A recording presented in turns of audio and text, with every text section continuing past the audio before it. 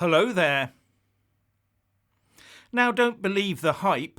This will probably not cut your energy bills.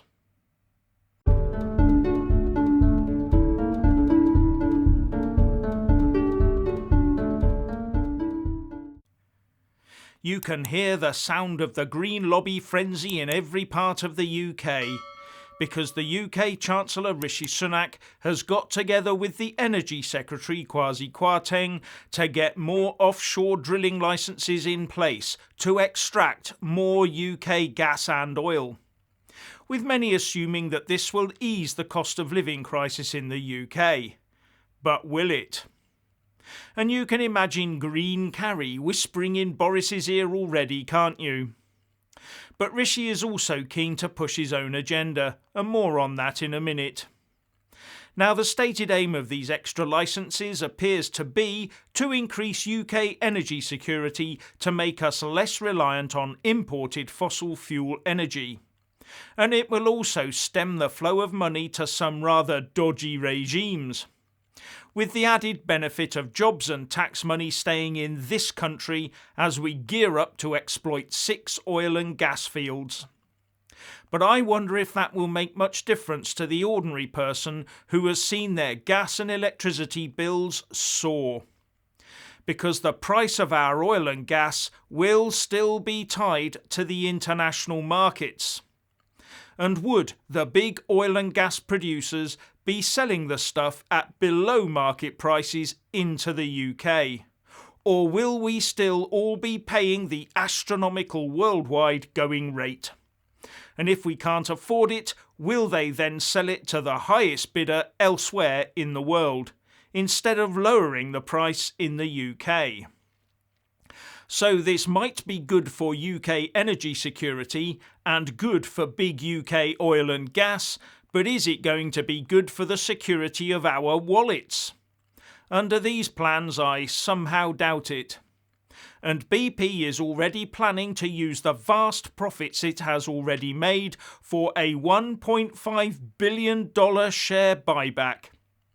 And a Whitehall source did tell The Telegraph that the only way to reduce our exposure to international gas prices is basically not to use gas. But we don't yet have anything else. That tells me we're going to be paying through the nose for the stuff for quite a while to come, maybe decades. Now, it's being reported that the National Grid is going to start rationing electricity at peak times, with reports that 1.4 million households will be paid to cut their electricity usage during certain peak time slots. So this is where our drive to go green has got us. But our drilling for oil and gas here won't change the level of consumption in the UK. We will just use our own gas instead of someone else's. Consumption will be maintained while more ecologically friendly, but also economically friendly ways of powering our economy in a consistent manner without rationing are brought online, which will take time. But why do we have to freeze and starve in the process? Why not use our own oil and gas? But freezing and starving ourselves to death seems to be the eco-warrior way, for other people of course. But these licences, once approved, will not change anything immediately because it takes time to build the rigs and get them operational. Now some people are arguing that we should just tax the big energy giants. But right now they're paying big dividends to shareholders, and many of those shareholders are our pension funds, for example, so there could be nasty repercussions for doing so. But now back to Rishi Sunak and his machinations. There are also reports that insiders expect the Chancellor to use the PM's weakened position to take a firm line on public spending. The first is over any public sector pay rise, where the PM will want a generous settlement for his own national popularity.